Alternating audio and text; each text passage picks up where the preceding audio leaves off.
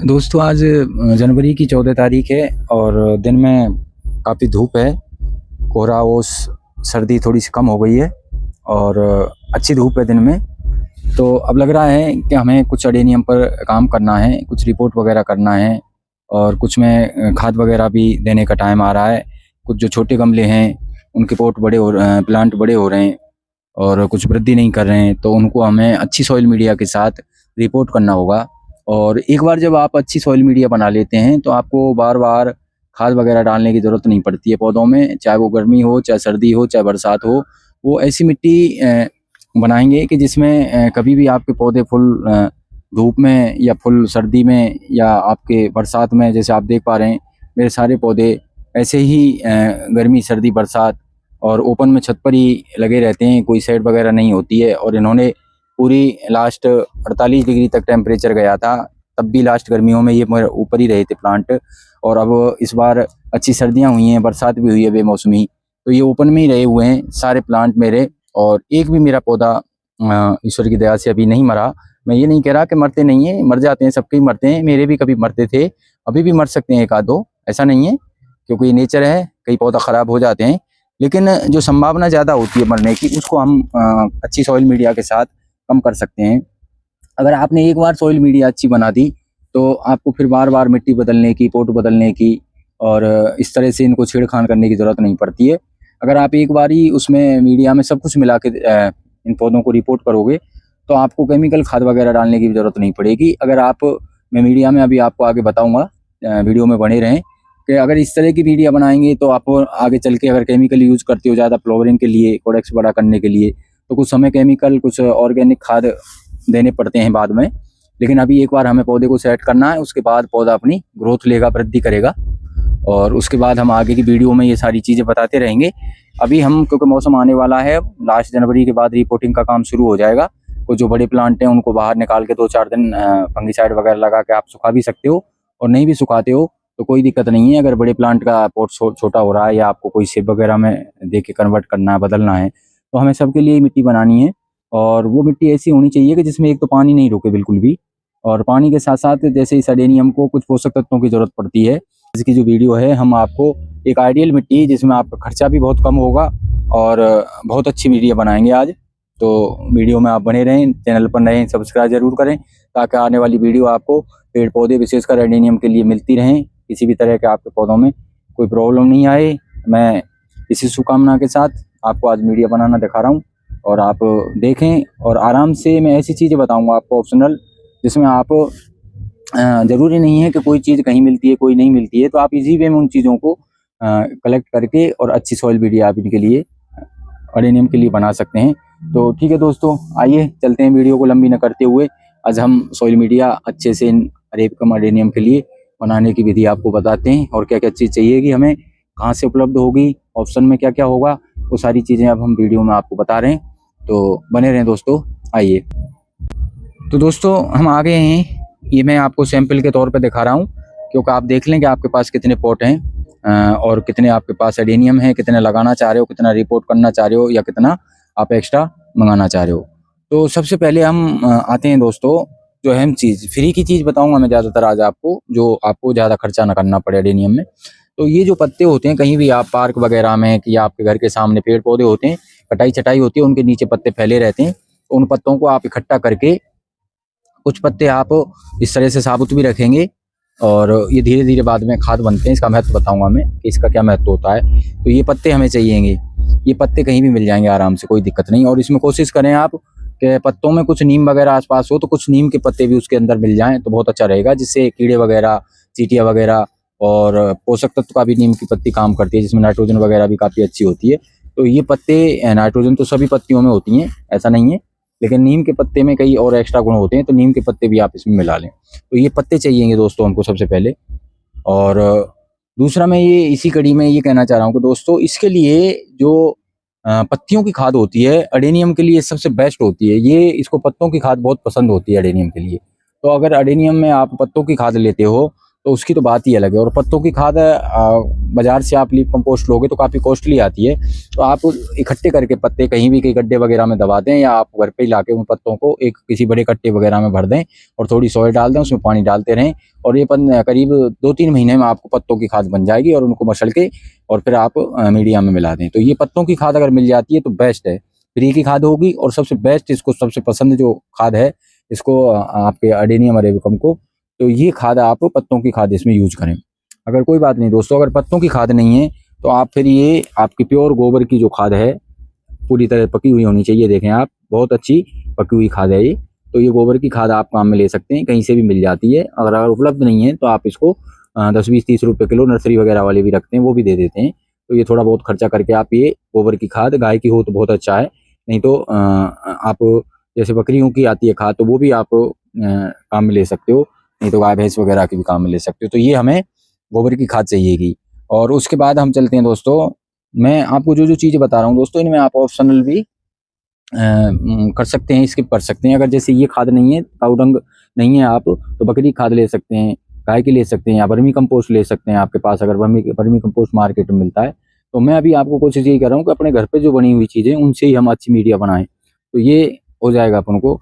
और दूसरा, जो सैंड वगैरह कहीं भी कंस्ट्रक्शन वगैरह रोड के सहारे कहीं भी मिल जाती है, तो 1-2 पन्नी आप शायद पौधों के हिसाब से, ये देख रहे हैं आप, प्योर सैंड है ये। तो इसके अंदर क्या होता है कि पानी रुकता नहीं है और इसकी जड़ फैलने में मदद करता है ये। तो ये सैंड होना बहुत ही आवश्यक है, सैंड लेनी है आपको। और क्योंकि अभी मौसम गर्म आएगा, अगर गर्मी नहीं होती सर्दियों से पहले हम रिपोर्ट करते, तो ये जो हम गार्डन सॉइल है, इसमें हम कुछ हिस्सा गार्डन सॉइल का ले रहे हैं। ये गार्डन सॉइल गर्मियों में हमें जरूरत पड़ेगी, ये भी पौधे की वृद्धि के लिए सॉइल भी अच्छी रहती है। तो आप इसमें थोड़ी मात्रा में सॉइल भी मिला सकते हो। और अगर सर्दियों से पहले आप इनको रिपोर्ट कर रहे हो, या बरसात के मौसम में रिपोर्ट कर रहे हो, तो आप इसको स्किप कर दें, इसको न मिलाएं मिट्टी को। उसके लिए हम बजरी की मात्रा ज़्यादा कर दें। बजरी मात्रा 70% भी बजरी होगी, 60% तो चलेगा आराम से।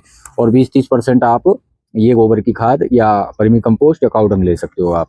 उसके बाद आते हैं दोस्तों, जैसे नीम खली आती है, नीम की जो खली होती है, तो नीम खली आप ले सकते हो, या नीम के पत्तों की खाद है तो नीम खली की फिर आपको जरूरत नहीं पड़ेगी। तो मेरे पास ये नीम खली पड़ी हुई थी अभी, तो इसकी मैंने 2 मुट्ठी ये करीब 10% आप नीम खली, 5% 10% ये मिला सकते हो आप, जिससे कीड़े वगैरह और ये पोषक तत्वों का काम करता है। और उसके बाद हम चलते हैं दोस्तों कि ये ईंट के टुकड़े जो कहीं ईंट पड़ी होती हैं, उनको किसी पत्थर वगैरह से या हथौड़े वगैरह से उनको कूट लें, और इस तरह से इनके ब्रिक्स छोटे छोटे पीस बना लें। या कहीं मकान वगैरह कंस्ट्रक्शन चल रहा है तो वहाँ पे ये टूटी हुई टुकड़े भी पड़े रहते हैं, तो वहाँ से 1-2 पन्नी आप भर लाएं इस तरह से। और अब आते हैं दोस्तों हम सबसे महत्वपूर्ण चीज़, ये जो कोयले होते हैं, गाड़ियाँ लोहार वगैरह रखते हैं, ये उनके पास जले हुए कोयले होते हैं, या कहीं भी कोई लोहार वगैरह की दुकान, या कहीं भी होटल चाय वगैरह पर भी इनके जले हुए कोयले साइड में निकलते हैं, और ये फ्री के हैं दोस्तों। तो ये कोयले आप ले आएँ, और इसके अंदर आपको राख, जो अडेनियम के लिए पोटास की जरूरत, फास्फोरस की जरूरत पड़ती है, इसमें प्रचुर मात्रा में होता है, और एंटी फंगल का भी काम करेगा। तो ये राख और ये कोयले टुकड़े आप 1 मुट्ठी, जैसे मैं अभी आपको करीब 10 इंच के गमले का आइडिया दे रहा हूँ, तो 1 मुट्ठी आप ये छोटे छोटे कोयले के टुकड़े, और इसके अंदर राख भी है। और कोयले नहीं है तो आप राख भी मिला सकते हो 1 मुट्ठी। और दूसरा, ये ईंट के टुकड़े मैंने बताई दिए, ये आराम से आपको मिल जाएंगे।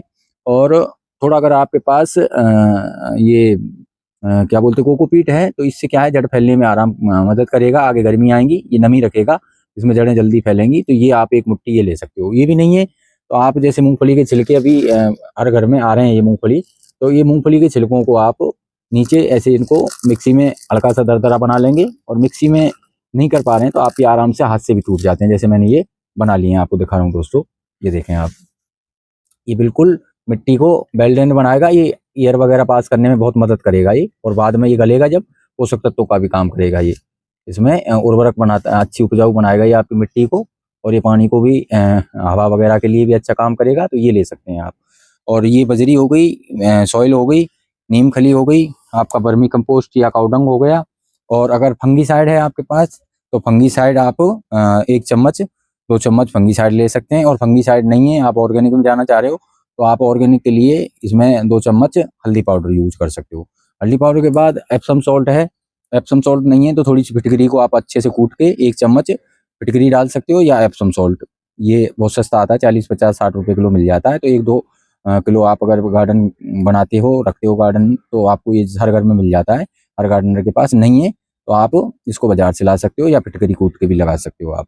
तो ये 2 चम्मच 1 चम्मच इसको ले सकते हो, कम ज़्यादा हो जाएगा। अभी दोस्तों मेरे पास सीवेड और आपका बोन मील वगैरह ख़त्म हो चुका है, तो मैं इसमें अभी नहीं मिला रहा हूँ। और आप मिला सकते हो क्योंकि बोन मील बहुत पसंद होती है, हर पौधे के लिए होती है अच्छी, वैसे ऑर्गेनिक होती है।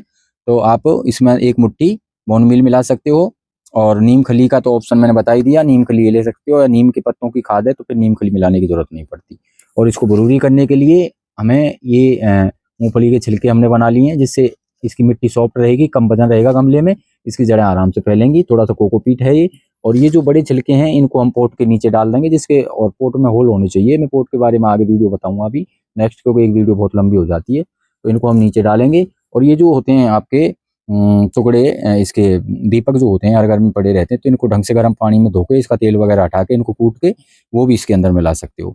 और नीचे इसको पॉट में डालने के लिए, ताकि आपकी मिट्टी वगैरह ना बहे, इसमें नीचे भी डाल सकते हैं, या मोटी-मोटी कोकोपीट डाल सकते हो, या पत्ते तो हम डालते ही हैं, या ये ईंट के टुकड़े आप किसी गमले में डाल सकते हो। और उसके बाद हम ये सारी चीज़ें, अब बात आती है दोस्तों को, यार इतना आपने इतना सामान दिखा दिया और ये कैसे संभव होगा? सब कुछ ईज़ी है, कुछ नहीं है, एक बार आप करने लगोगे।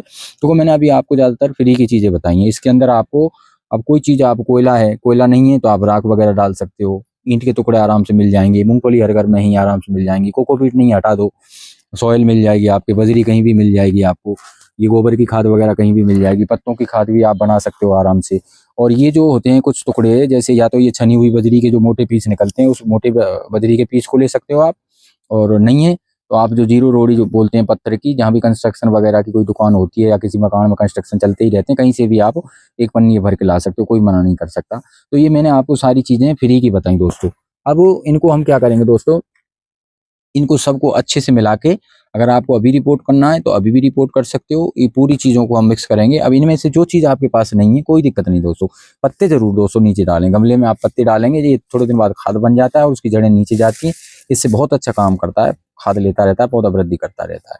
उसके बाद इसको लगाने के बाद हम 2-4 दिन बाद उसमें तुरंत पानी नहीं देंगे पॉट में। मैं आगे बताऊँगा आपको पॉट साइज़ के साथ और पौधे को कैसे रिपोर्ट करें। मेरी आने वाली वीडियो में सब कुछ मिलेगा आपको। तब तक के लिए मैंने अभी आपको ये बता दिया है। अभी इसको हम अच्छे से मिला के और किसी पन्नी में भर के मैं इसको रख दूंगा। और 10 दिन, 20 दिन, 30 दिन जब भी मैं बनाऊंगा तो मुझे बैल अच्छी मिट्टी, जो आपके हर मौसम के हिसाब से मैंने बता दिया आपको। ये गर्मी है इसलिए, अगर आप बरसात के मौसम में लगा रहे हो तो आप हटा सकते हो इसको, सैंड की मात्रा ज़्यादा कर दो। अभी हम गर्मी आएंगी, पानी की ज़रूरत पड़ेगी, इसलिए इसमें हम मिट्टी मिला रहे हैं। और गोबर की खाद आप थोड़ी बहुत कम ज़्यादा हो जाएगी, कोई दिक्कत नहीं। ये नहीं है आपके पास कोकोपीट, कोई दिक्कत नहीं है। मूंगफली छिलके मिल ही जाएंगे आपके पास, ईंट के टुकड़े मिल जाएंगे, और ये कोयले जले हुए मिल जाएंगे, नहीं राख मिला सकते हो। और ये नीम खली वगैरह है, ये नीम खली अगर डाल सकते हो, नहीं नीम के पत्ते मसल के भी मिला सकते हो इसमें। और ये आपके टुकड़े हो गए। तो ये आइडियल चीज़ें हैं सारी चीज़ें। और अगर आपके पास, क्योंकि ये एकदम जल्दी वृद्धि के लिए, अगर डीएपी कहीं मिल जाती है, मार्केट में मिलती है अमेज़न वगैरह पे, मैं कुछ चीज़ें मंगाऊँगा ऑनलाइन, मैं आपको उसकी भी लिंक शेयर करूँगा। और मैंने डाल रखे हैं कार्ट में, अभी मंगाऊँगा मैं। तो ये थोड़ा-सा आप 2 चम्मच इसमें डीएपी की भी डाल सकते हो, ताकि एकदम पौधा शौक में नहीं जाएगा और अच्छी वृद्धि करेगा। और ये एप्सम सॉल्ट इसको हम मिलाएँगे। और सीविड वगैरह मेरे पास अभी नहीं है, सीविड मैं बाद में लिक्विड दे दूँगा इसमें 20-25 दिन बाद। अभी मेरे पास नहीं है, होता तो मैं इसमें मिला देता एंजाइम वगैरह। और ये आपकी सॉइल मीडिया हो गई दोस्तों। और इसको हम मिला के अब एक बार कंप्लीट आपको दिखाते हैं दोस्तों। दोस्तों मैं मेरे पास उपलब्ध था, एक चीज़ मैं बताना भूल गया, ये जो राइस हस्क होता है, अगर ये पुराना किसी नर्सरी वाले भी रखते हैं आजकल, तो ऑनलाइन थोड़ा कॉस्टली पड़ता है, या आपके पास आसपास कहीं कोई फैक्ट्री वगैरह चावल की है, वहाँ से आप आराम से मिल जाता है, ये फ्री में 50 रुपये का एक कट्टा मिल जाएगा, और वैसे भी मिल जाता है।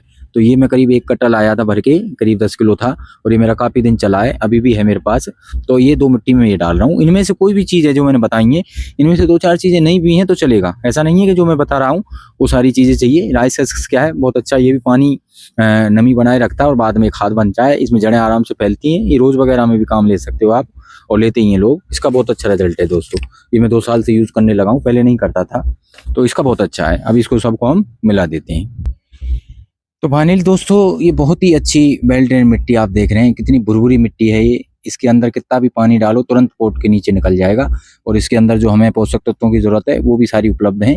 और इसको सर्दी, गर्मी, बरसात कहीं भी इस पौधे को रख दो आप, बिल्कुल नहीं मरेगा। मैं गारंटी लेता हूँ 99% इस चीज़ के साथ, क्योंकि मैंने ये चीज़ कर रखी है। मेरा अमूमन इसी तरह की होती है, बस इसमें हमें बोन मील बाद में जब आ जाएगा तो इसमें हल्का सा 1 चम्मच तो हल्की सी गुड़ाई करके बोन मील मिला देंगे। लेकिन मैं अभी रिपोर्ट नहीं कर रहा हूँ प्लांटों को, तो मैं अभी मंगाऊंगा, बोन मील भी मैं इसमें मिलाऊंगा दोस्तों। मैं मिलाता हूँ बोन मील, आपसे जो भी बात है सच बताऊंगा।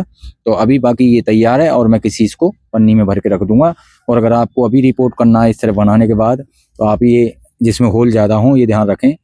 अडेनियम के लिए होल ज़्यादा होने चाहिए, और उसके अंदर आप ये होल बंद करने के लिए इस तरह से कोई ईंट के टुकड़े वगैरह या ये जो आपके दीपक होते हैं, इनको थोड़ा सा तोड़ के और इसमें बिखेर देंगे। और इसके ऊपर मूंगफली के छिलके और ये पत्ते वगैरह, ये बहुत ही महत्वपूर्ण चीज़ है दोस्तों।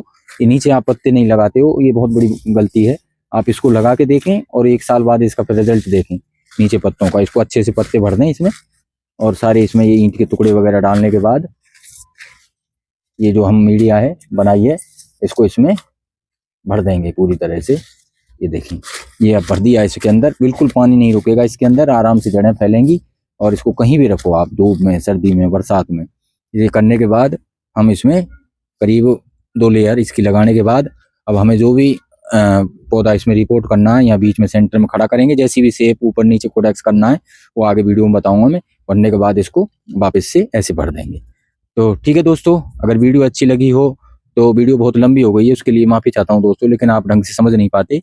तो वीडियो को लाइक करें, और नए हैं तो चैनल सब्सक्राइब जरूर करें। आने वाली वीडियो देखने के लिए बेल आइकन दबाएं। थैंक यू दोस्तों, बाय, हैप्पी गार्डन।